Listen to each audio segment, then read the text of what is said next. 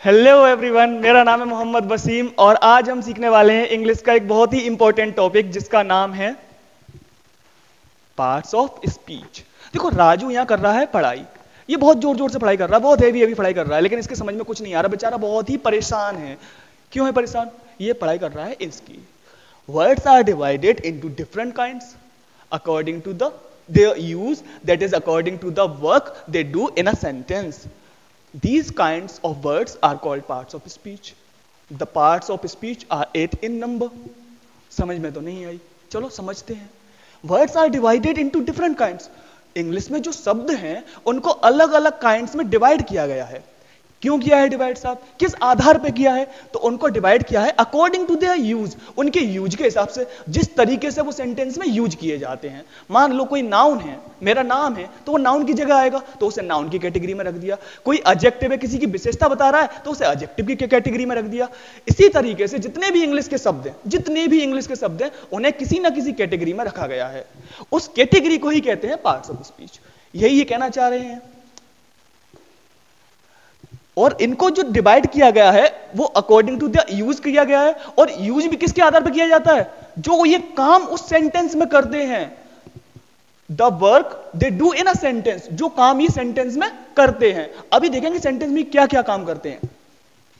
These kinds of words are called parts of speech. इन्हीं kinds को क्या कहते हैं? Parts of speech कहते हैं। The parts of speech are 8 in number. Parts of speech कितने होते हैं? 8 होते हैं साहब। कौन कौन से होते हैं? अभी बात करेंगे कौन कौन से होते हैं। एक एक पार्ट्स ऑफ स्पीच के बारे में पूरा एनालिसिस करेंगे और आने वाली क्लासेस में हम एक एक पार्ट्स ऑफ स्पीच के बारे में खूब डिटेल में पढ़ेंगे, जितना कि हमें भविष्य में कभी जरूरत ना पड़े उन्हें पढ़ने की। चलिए आगे चलते हैं। यह है भीम। देखो, राजू परेशान था तो राजू की मदद करने कौन आएगा? भीम आएगा। आ गया भीम। अब भीम बता रहा है कि आई एम अ पावरफुल पर्सन। देखो, दिखा रहा है ना, दम दिखा रहा है अपने, हाँ मेरी बॉडी भी है, पावरफुल भी है। इसी बात को इंग्लिश में लिख देते हैं। The Bhim is a powerful boy. Bhim एक पावरफुल लड़का है साहब। ये क्या है? ये जो लाइन लिखी हुई है ये क्या है? अगर इंग्लिश की दृष्टि से देखें तो ये है एक सेंटेंस। सेंटेंस देखो, ये सेंटेंस किससे मिलकर बना है? तो ये सेंटेंस मिलकर बना है वर्ड्स से। इसमें कई सारे वर्ड्स हैं। Bhim is a powerful and boy, ये सारे के सारे शब्द हैं। ये शब्द क्या एक जैसे शब्द है? नहीं, बिल्कुल भी नहीं। ये सारे शब्द अलग अलग हैं, अलग अलग टाइप के हैं। और अलग अलग टाइप के किसके आधार पे हैं? अभी बताया था मैंने, इनके यूजेस के आधार पे, जिस तरीके से इनको यूज किया जाता है। देखो, बेस्ड ऑन द यूजेस, इनके यूज के आधार पर ये अलग अलग तरह के शब्द हैं। एक एग्जांपल और ले लेते हैं। हाँ, उससे पहले देख लेते हैं भीम क्या है बच्चों। एक भीम है एक नाउन। नाउन क्या होता है? Noun is a name of a person, place and thing. किसी व्यक्ति, वस्तु अथवा स्थान के नाम को क्या कहते हैं? नाउन कहते हैं। अब ये भीम है, क्या चीज है ये भीम? भीम इस बॉडी का, इस स्ट्रक्चर का नाम है। और नाम है तो ये नाउन है। इज क्या है बच्चों? इज है एक वर्ब। क्या है? वर्ब। बात करेंगे वर्ब क्या होती है। वर्ब कहते हैं किसी ऐसे शब्द जिनसे किसी कार्य के करने या होने का बोध हो, उन्हें कहते हैं वर्ब। आ क्या है? आ इंग्लिश में आर्टिकल है। आर्टिकल क्या होते हैं अभी बात करेंगे, पूरी डिटेल में बात करेंगे। पावरफुल एडजेक्टिव है। एडजेक्टिव किसी चीज की विशेषता बताते हैं। किस चीज की विशेषता बताते हैं? तो ये विशेषता बताते हैं किसी नाउन की या किसी प्रोनाउन की। अब देखो, ये किसकी विशेषता बता रहा है? ये विशेषता बता रहा है बॉय की। बॉय क्या है? बॉय भी एक नाम है। लड़कों के नाम, अगर कोई लड़का है तो उसके हम बॉय कह सकते हैं, यानी कि उसका नाम क्या है? बॉय। और बॉय की विशेषता कौन बता रहा है? पावरफुल। ये बता रहा है कि बॉय कैसा है? शक्तिशाली है। तो ये एडजेक्टिव है और ये नाउन है। एक एग्जांपल और ले लेते हैं। ये है इंग्लिश ग्रामर की बुक। क्या है? इंग्लिश ग्रामर की बुक।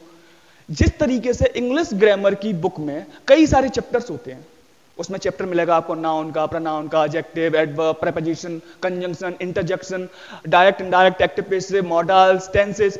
उसी तरीके से एक सेंटेंस होता है ना इंग्लिश का, एक सेंटेंस, उस सेंटेंस में भी कई सारे शब्द होते हैं। देखो यहां पे भी बहुत सारे शब्द हैं। This is a great book of English grammar. अलग अलग शब्द हैं। क्या ये शब्द एक जैसे हैं? बिल्कुल भी नहीं। सारे शब्द अलग अलग हैं। अलग अलग हैं यानी कि अलग अलग चैप्टर से बिलोंग करते हैं। जिस तरीके से इसके बहुत सारे चैप्टर थे, इसी तरीके से वर्ड की भी कई सारी कैटेगरीज होती हैं। उन कैटेगरीज को ही कहते हैं पार्ट्स ऑफ स्पीच। फिलहाल इसमें थोड़ा सा देख लेते हैं कौन सा पार्ट्स ऑफ स्पीच है ये। दिस क्या है बच्चों? तो दिस है एक प्रोनाउन। इज क्या है? इज है एक वर्ब। ए क्या है? एक आर्टिकल है। और ग्रेट है एक एडजेक्टिव। वो क्या है? एक नाउन है और एक प्रेपोजिशन है, और इंग्लिश है एक एडजेक्टिव, ग्रामर है एक नाउन। अभी बात करेंगे, अभी आपको थोड़ा सा ये भारी लग रहा होगा कि नाउन क्या है, एडजेक्टिव क्या है, प्रेपोजिशन क्या है, अभी सबके बारे में बात करेंगे और बहुत ही रिलैक्स होकर बैठे रहिए, देखते रहिए वीडियो को। अब बात करते हैं पार्ट्स ऑफ स्पीच के टाइप्स की। मैंने बताया था ये होते हैं 8। कितने होते हैं? 8 होते हैं। कौन कौन से हैं? सबसे पहला है नाउन, दूसरा है दूसरा है प्रोनाउन, तीसरा एडजेक्टिव, और चौथा है verb. Adverb, preposition, it's preposition नहीं है, it's preposition, conjunctions and interjection. ये 8 प्रकार होते हैं पार्ट्स ऑफ स्पीच के। यानी कि मैं कहूं इंग्लिश की डिक्शनरी जिसमें आते हैं इंग्लिश के शब्द, अगर हम उसमें देखें तो वो शब्द किसी ना किसी पार्ट्स ऑफ स्पीच से बिलोंग करता होगा, यानी कि वो किसी ना किसी पार्ट्स ऑफ स्पीच से होगा। पार्ट्स ऑफ स्पीच कितने होते हैं? 8 होते हैं। कौन कौन से होते हैं अभी याद कर लेते हैं क्विक रिवीजन के साथ। Noun, pronoun, adjective, verb, adverb, preposition, conjunction and interjection. ये 8 नाम हैं, और कोई भी शब्द इंग्लिश का कोई भी शब्द उठा लेना, वो इनमें से ही किसी ना किसी एक भाग का अंश होगा। कभी कभी हम पढ़ लेते हैं कि पार्ट्स ऑफ स्पीच होते हैं 8, और उनमें कई बुक्स में आपको इंटरजेक्शन की जगह लिखा मिल सकता है article. Article parts of speech नहीं है, आर्टिकल एडजेक्टिव का ही एक भाग होता है। बताऊंगा जब एडजेक्टिव पढ़ेंगे आने वाली क्लासेस में, तब बताऊंगा कि आर्टिकल क्या है। अब बात करते हैं अपन नाउन की। क्या है? नाउन। तो नाउन, जैसा कि मैंने बताया, नाउन को हिंदी में कहते हैं संज्ञा। और संज्ञा किसे किसे कहते हैं? हिंदी में हम परिभाषा पढ़ते हैं, किसी व्यक्ति, वस्तु अथवा स्थान के नाम को संज्ञा कहते हैं। स्कूल में भी हम बहुत रटते हैं कि अ noun is a naming word of a person, place and thing. किसी व्यक्ति, वस्तु अथवा स्थान के नाम को संज्ञा कहते हैं। डेफिनेशन देख लेते हैं। Noun is the name of a person, place, thing, animal, bird, quality, feeling, state, action, etcetera. ये तो हमने नहीं पढ़ी थी। हाँ बच्चों, नहीं पढ़ी थी। हमने तो सिर्फ 3 चीजें पढ़ी थी। नाउन किसी व्यक्ति, वस्तु अथवा स्थान के नाम को संज्ञा कहते हैं, लेकिन उसमें एनिमल्स भी आ जाते हैं, बर्ड भी आ जाते हैं, क्वालिटी भी आ जाती है, फीलिंग भी आ जाती है। कैसे आती है? देखो, ये हमारे बोलने के लिए थोड़ी सी लंबी पड़ जाती है, काफी कुछ याद रखना पड़ता है कौन कौन सी चीजें आती हैं। तो हम इतनी चीजें याद नहीं रखना चाहते, और हम इन सभी की जगह एक ही वर्ड यूज कर लेते हैं जिसका नाम है थिंग। हम कह देते हैं, बर्ड को भी हम थिंग में काउंट कर लेते हैं, एनिमल को भी थिंग में काउंट कर लेते हैं, एक्टिविटी को भी थिंग में काउंट कर लेते हैं, किसी स्टेट को भी थिंग में काउंट कर लेते हैं, और एक नई डेफिनेशन दे देते हैं, a noun is a word used as a name of a person, place and thing. एक संज्ञा किसी व्यक्ति, वस्तु अथवा स्थान के नाम को कहते हैं। यहां ये जो वर्ड थिंग है ना, इस थिंग में ये सारी चीजें कंटेन है। इन सारी चीजों का मतलब यहां थिंग में लिख दिया गया है। किस लिए? जिससे कि हमें आसानी से याद हो सके। तो जब भी आप ये परिभाषा बोलें तो साथ में कह देना कि यहां थिंग का मतलब क्या क्या है? एक्शन से है, स्टेट से है, थिंग से है, एनिमल से है, बर्ड से है, क्वालिटी है, फीलिंग है। अब नाउन है किसी चीज का नाम। संसार में जितनी भी चीजें हैं उनका नाम क्या होता है? नाउन होता है। जैसे मेरे हाथ में मेरे ये लगा हुआ है माइक्रोफोन, इसे क्या कहते हैं बच्चों? माइक्रोफोन। मेरे हाथ में ये घड़ी है, इसे कहते हैं वॉच, घड़ी। तो ये भी एक चीज है, नाउन है। ये मेरे पास एक टी शर्ट है, मैंने पहन रखी है, तो टी शर्ट इस चीज का नाम है। तो जितनी भी चीजें हैं उस सबको क्या कहते हैं हम? नाउन। अभी नाउन को हम आने वाली क्लासेस में और डिटेल में पढ़ेंगे। फिलहाल ये हम ओवरव्यू ले रहे हैं। ओवरव्यू क्यों ले रहे हैं? क्योंकि आज हम पढ़ने वाले हैं पार्ट्स ऑफ स्पीच। अगर हम नाउन पढ़ने चले गए तो हमारे गए 2-3 घंटे कम से कम। तो नाउन हम आने वाली क्लासेस में पढ़ेंगे। फिलहाल एक ओवरव्यू ले लिया है हमने नाउन का। देखें, ये है अपनी पूरी छोटा भीम की कैरेक्टर्स, सारे के सारे। इन सभी का कुछ ना कुछ नाम है। जैसे इसका नाम है राजकुमारी इंद्रावती। अब ये इसका नाम है, यानी कि ये क्या है? एक नाउन है। छोटा भीम, इस कैरेक्टर का नाम क्या है? छोटा भीम। तो छोटा भीम भी क्या है? एक नाउन है। इस कैरेक्टर का नाम है चुटकी, तो चुटकी भी क्या है? एक नाउन है। राजू नाउन है। जग्गू, जग्गू एक एनिमल है। क्या है बच्चों? एनिमल। तो एनिमल का नाम भी क्या होता है? नाउन होता है। ढोलू, ढोलू भी क्या है? इसका नाम ये नाउन है। कालिया एक नाउन है। भोलू एक नाउन है। इसी तरीके से हर चीज दुनिया में जो भी चीज है, चाहे वो हमें दिखती है, हम उसे महसूस करते हैं, हमारे 5 सेंस ऑर्गन से जितनी भी चीजों को हम महसूस कर सकते हैं, देख सकते हैं, उन सभी को क्या कहते हैं? नाउन कहते हैं। यानी कि संसार में कोई भी चीज जिसको हम कोई नाम देते हैं, जैसे हम किसी चीज से पुकारते हैं, तो उसे क्या कहते हैं? नाउन कहते हैं।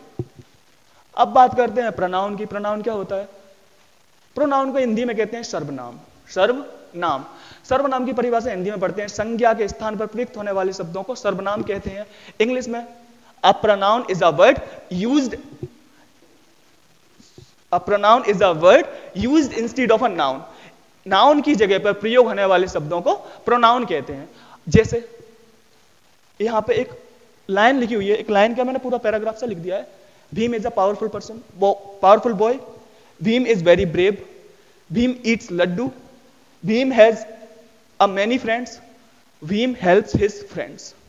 देखो भीम भीम भीम बार बार भीम आ रहा है, अच्छा लग रहा है? बिल्कुल भी नहीं लग रहा। तो इस हम भीम को एक बार तो लिखेंगे भीम और बाकी जगह इसको रिप्लेस कर देंगे प्रोनाउन से। देखते हैं, Bhim is a powerful boy, he is very brave, he eats laddoo, he has a many friends and he helps his friends. देखो ये जितने भी भीम थे इन सबकी जगह मैंने क्या यूज किया, एक प्रोनाउन यूज किया है जिसका नाम है ही। ही का मतलब होता है वह, यानी कि भीम को मैंने ही से रिप्लेस कर दिया और अब ये सेंटेंस थोड़ा स्मॉल भी हो गया और अच्छा भी लगने लगा, बोलने में भी सिंपल हो गया। लैंग्वेज क्या होती है बच्चों? Language is a means of communication. Language भाषा संप्रेषण का एक माध्यम है, बात करने का एक जरिया है। तो लैंग्वेज हमारी सरल होनी चाहिए, जो सुनने में प्यारी लगे और बोलने में भी प्यारी लगे। अब अगर मैं बार बार भीम बोलूंगा तो वो मुझे अच्छा नहीं लगेगा, सुनने वाले को भी अच्छा नहीं लगेगा, मेरी जुबान भी लड़खड़ाएगी। तो इसलिए हम प्रोनाउन यूज करते हैं, सर्वनाम यूज करते हैं। अब बात कर लेते हैं एडजेक्टिव्स की। एडजेक्टिव्स क्या होते हैं? एडजेक्टिव्स को बच्चों हिंदी में कहते हैं विशेषण। क्या कहते हैं? विशेषण। विशेषण क्या होता है? संज्ञा और सर्वनाम की विशेषता बताने वाले शब्दों को विशेषण कहते हैं।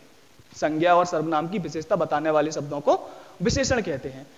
डेफिनेशन लिखी हुई है, an adjective is a word used to add something to the meaning of a noun और प्रोनाउन। विशेषण ऐसे शब्दों को कहते हैं जो संज्ञा या सर्वनाम के अर्थ में कुछ और ऐड कर दें, कुछ और उनकी क्वालिटी के बारे में कुछ बता दें। क्या कर दें?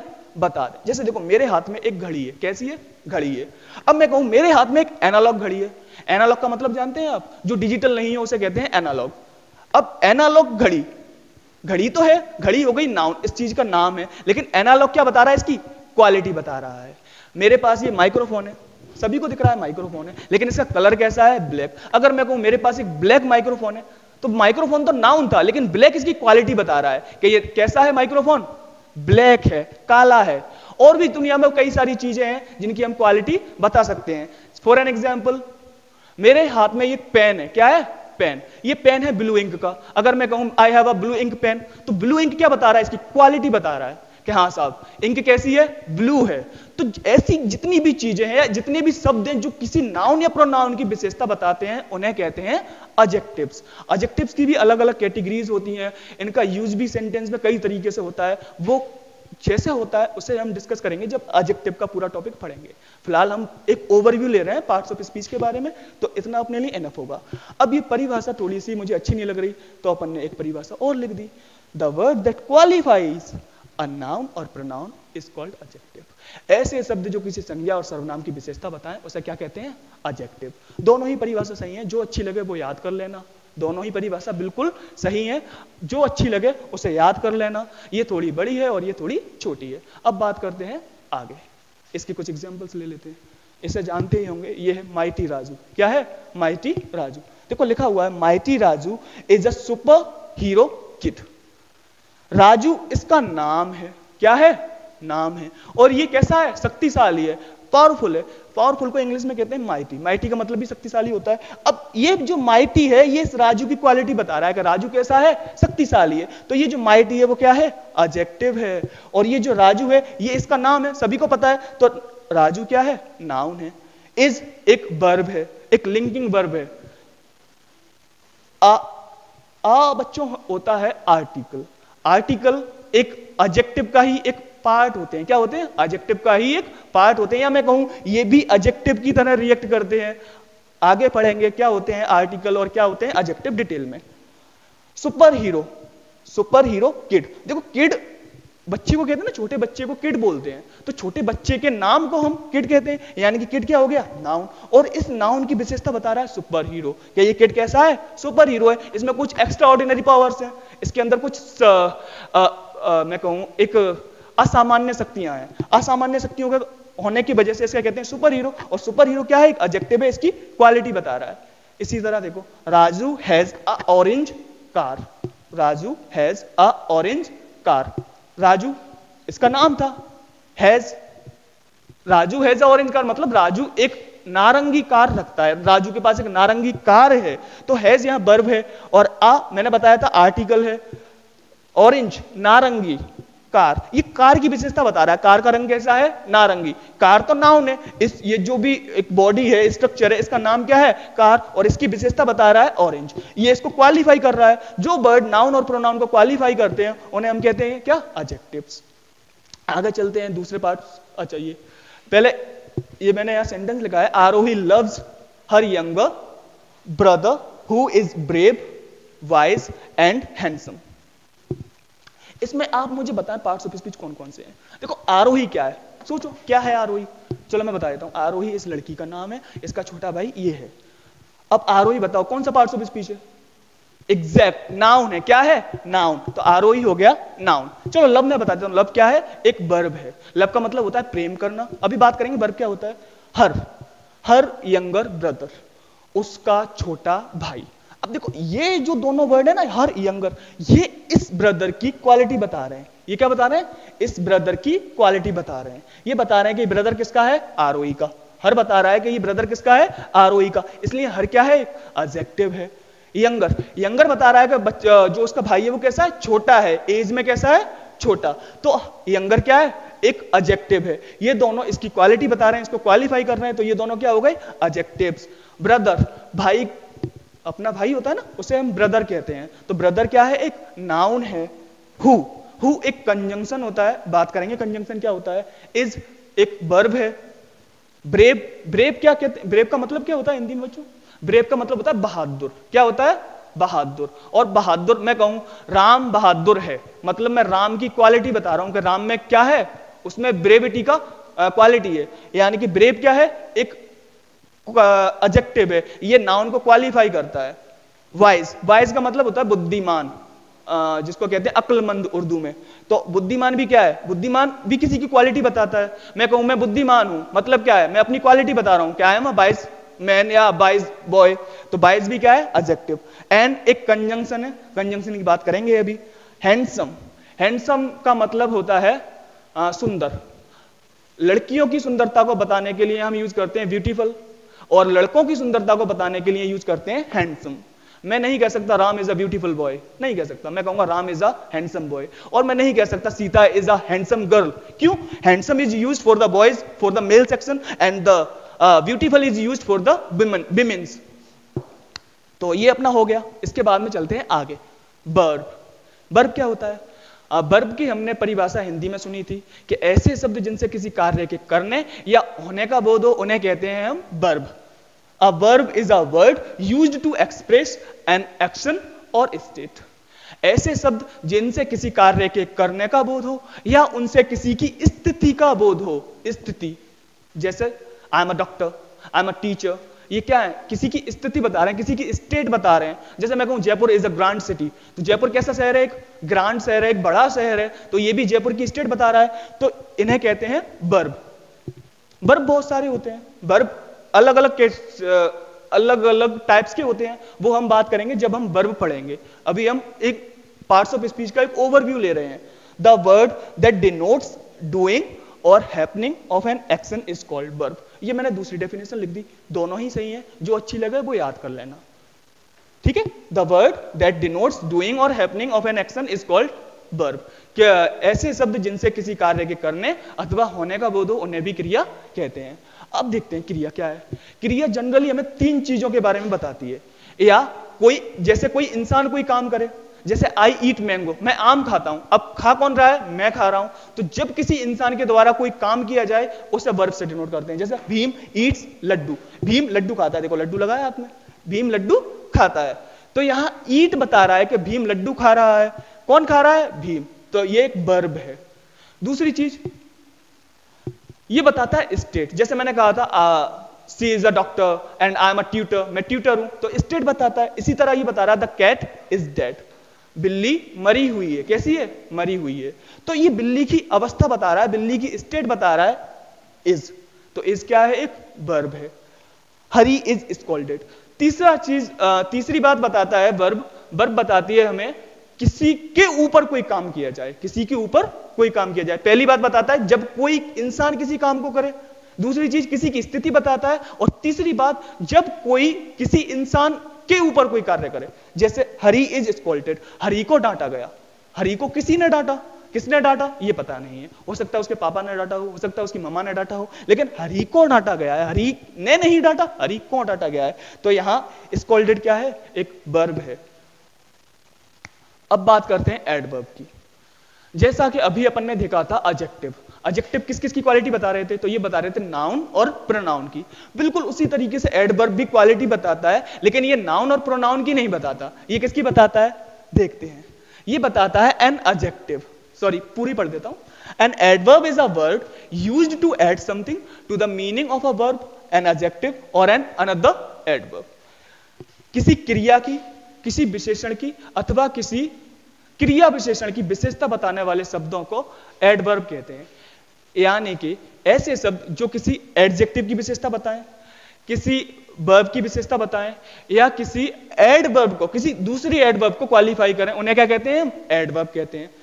एडवर्ब जनरली तीन चीज को क्वालिफाई करता है, वर्ब को, एडजेक्टिव को और एडवर्ब को।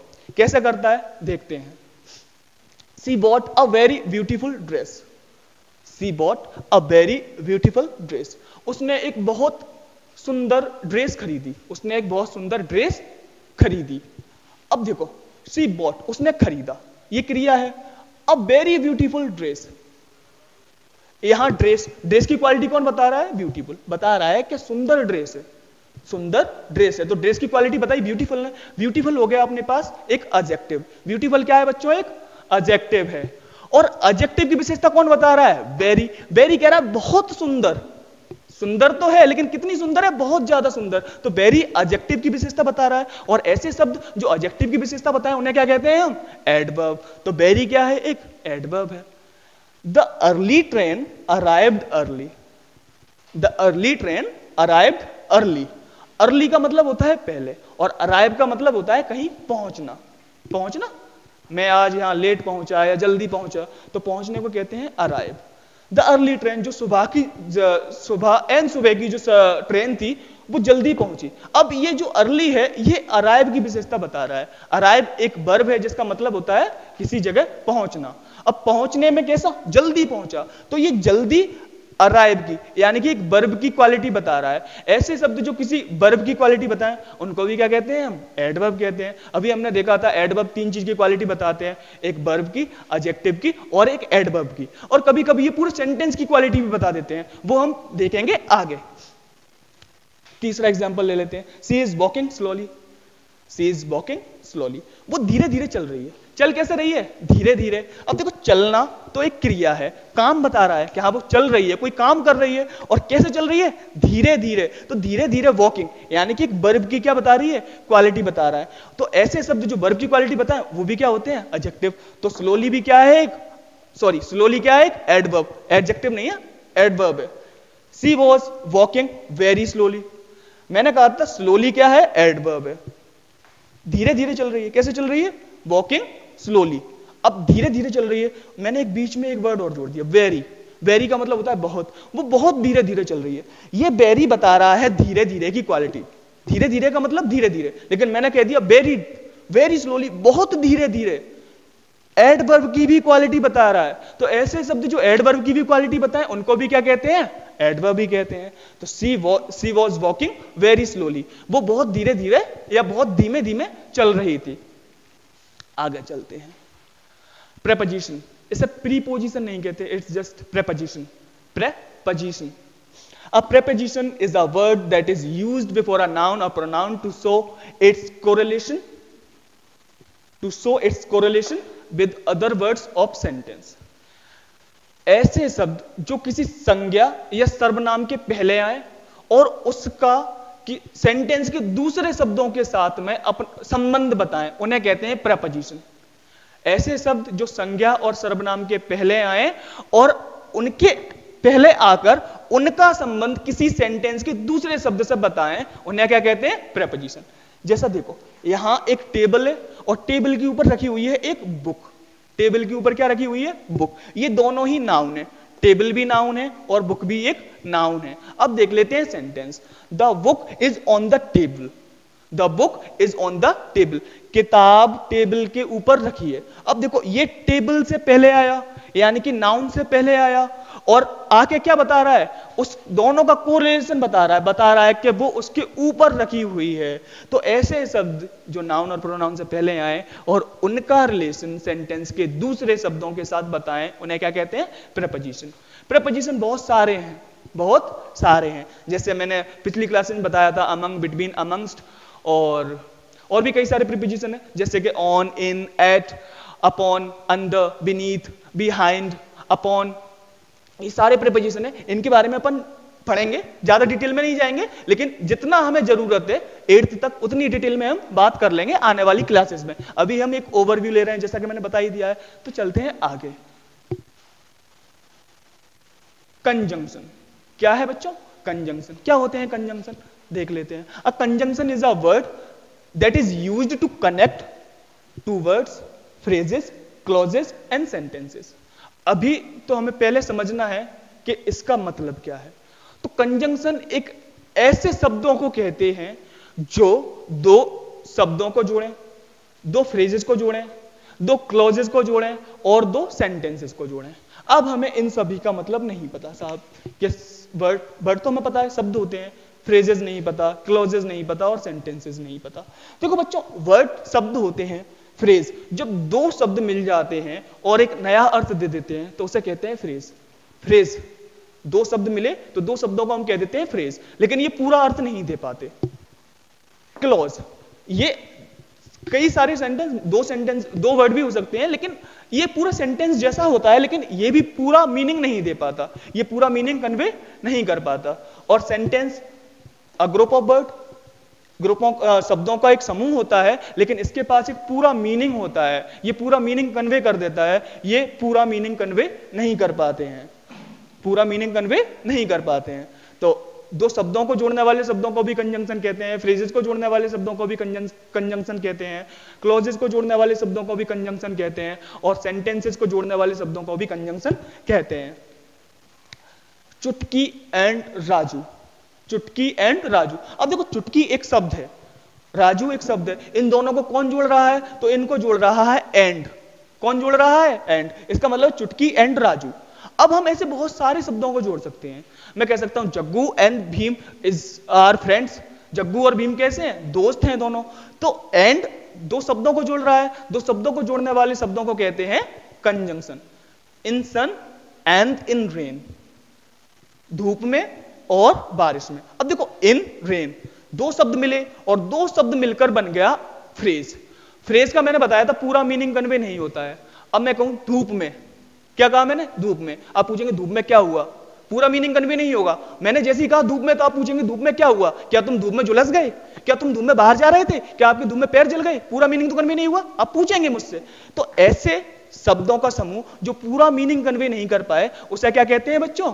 फ्रेज कहते हैं। अब देखो, यहां एक फ्रेज इधर है और एक फ्रेज इधर है, इन दोनों को जोड़ रहा है एंड। तो एंड भी क्या है? एक कंजंक्शन है। Rohan is poor yet he is honest. Rohan गरीब है और फिर भी वो कैसा है? ऑनेस्ट है। ऑनेस्ट का मतलब होता है ईमानदार।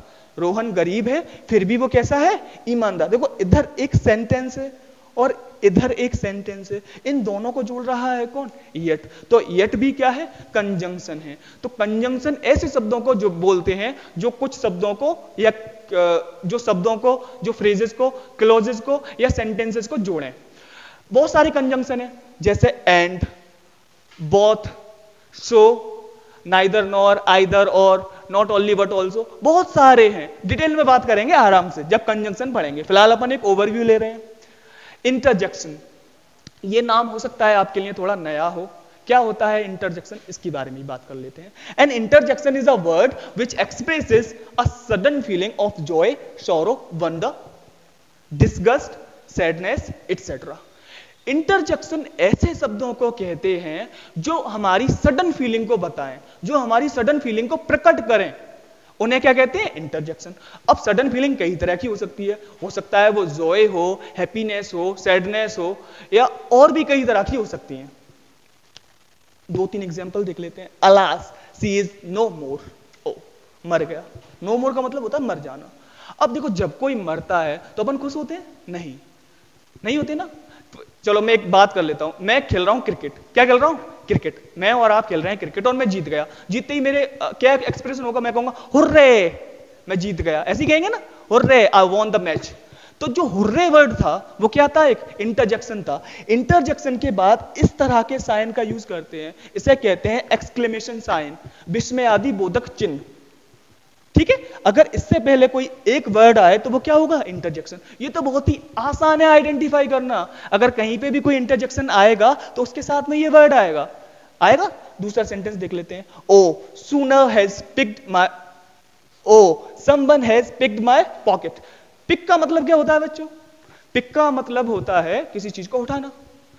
पिक का मतलब होता है जेब काटना। क्या होता है? दोनों ही मतलब होते हैं। पिक का मतलब भी क्या होता है? जेब काटना। Someone has picked my pocket, किसी ने मेरी पॉकेट काट ली, किसी ने मेरी जेब काट ली। मेरी जेब में पैसे थे और किसी ने काट लिया। अब मुझे जैसे ही पता चलेगा कि मेरी पॉकेट कट गई है या मेरी जेब में जो पैसे थे वो किसी ने चुरा लिए हैं, तो मैं क्या करूंगा? मैं कहूंगा ओ। तो ये जो ओ है, ओ भी क्या है? एक इंटरजेक्शन है। क्या है बच्चों? इंटरजेक्शन है। इस तरह से मान लो मेरे हाथ में ये है, अगर ये गिर जाए तो मैं क्या कहूंगा? Oh no, sorry. मैं कह सकता हूं सॉरी। तो ये जितने भी वर्ड है ये सारे क्या है? इंटरजेक्शन। इंटरजेक्शन के बारे में बात करेंगे डिटेल में, अभी एक ओवरव्यू है। Virat is a great player. अब अपन ने जो भी अपने 8 पार्ट्स ऑफ स्पीच थे डिस्कस कर लिया, अपन ने एक थोड़ा सा ओवरव्यू ले लिया है। अब मुझे इतना पता है कि इस सेंटेंस के वर्ड्स के पार्ट्स ऑफ स्पीच आप बता सकते हो। बता सकते हो अब विराट क्या है? देखो विराट इस इंसान का नाम है, और नाम क्या होते हैं? नाउन्स होते हैं। क्या होते हैं बच्चों? नाउन्स होते हैं। इज क्या है बच्चों? इज में कई बार बता दिया, इज क्या है? एक वर्ब है। क्या है? एक वर्ब है। ए तो आप नहीं भूलेंगे, ए एक आर्टिकल है और आर्टिकल्स होते हैं एडजेक्टिव का ही एक पार्ट। ग्रेट प्लेयर, देखो प्लेयर कहते हैं खेलने वाले को, जो खेलता है। अब खेलने वाले को कहते हैं, यानी कि ये भी किसी का नाम है। जो भी क्रिकेट खेलते हैं, हॉकी खेलते हैं, फुटबॉल खेलते हैं, उनको अपन क्या कहते हैं? प्लेयर कहते हैं। तो प्लेयर हो गया एक नाउन, और ग्रेट का मतलब होता है महान। महान प्लेयर है, तो ये प्लेयर की क्वालिटी बता रहा है। और ऐसे शब्द जो क्वालिटी बताए उसे क्या कहते हैं बच्चों? सही कहा आपने, एडजेक्टिव कहते हैं। और प्लेयर मैंने बता ही दिया क्या था? नाउन था। Thank you very much video को लास्ट तक देखने के लिए। 1 मई से हमारे ऑफलाइन बैचेस शुरू हो गए हैं, जल्द से जल्द रजिस्ट्रेशन कराएं। रजिस्ट्रेशन भी ओपन हो चुके हैं। आप हमारी ऑफिस आ सकते हैं, हमारे इंस्टीट्यूट आ सकते हैं, वहां पर रजिस्ट्रेशन फॉर्म भर सकते हैं और अपना एडमिशन सुनिश्चित करा सकते हैं। जैसा कि आज अपन ने एक पार्ट्स ऑफ स्पीच के बारे में एक ओवरव्यू देख लिया है, अब हम ये जो 8 पार्ट्स ऑफ स्पीच थे इनको एक एक करके डिटेल में पढ़ने वाले हैं। सबसे पहले अपन पढ़ेंगे नाउन। अब जब क्लास होगी आपको बता दी जाएगी, ऑनलाइन डाल दी जाएगी, आप देखते रहना। Thank you.